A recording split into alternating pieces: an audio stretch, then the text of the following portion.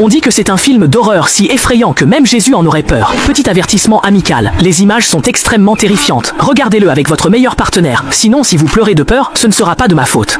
L'histoire commence avec un homme emporté par une force mystérieuse. Xiaomei se précipite pour l'aider. Soudain, un fantôme féminin surgit. Voulant lui arracher l'homme, Xiaomei repousse le fantôme d'un coup de pied. Afin d'empêcher le fantôme de s'enfuir à nouveau, Dashan utilise des clous pour abaisser la porte et le claque violemment. Il est empêtré parce qu'ils ont emporté le livre du fantôme. Après discussion, ils décident d'organiser une cérémonie d'invocation des âmes pour rendre le livre au fantôme féminin, espérant résoudre le dilemme actuel. Xiaomei entre alors dans la chambre et se prépare à raconter l'incident à Xiao Shuai.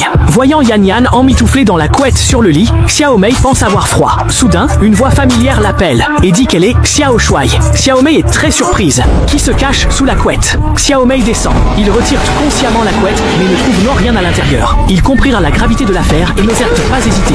Ils passèrent immédiatement à l'action. Dashan gardait Xiaomei devant la porte et elle entra seule dans la pièce. Elle alluma une bougie, se plaça devant le miroir et vêtue de son manteau, tenait le livre à la main. Elle dit « Je te le rends maintenant, ne nous dérange plus ».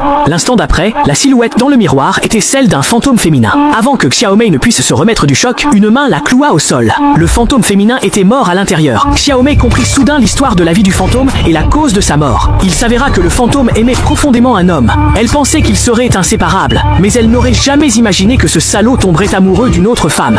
Elle s'est jetée dans l'eau à côté et a mis fin à ses jours. Xiao Shuai, inquiet pour la sécurité de sa petite amie, s'est précipité vers la cabane. En chemin, il a vu Dashan, qui semblait possédé, comme s'il avait senti le danger approcher. Lorsqu'il a ouvert la porte, il a découvert devant lui des dizaines de Xiaomei.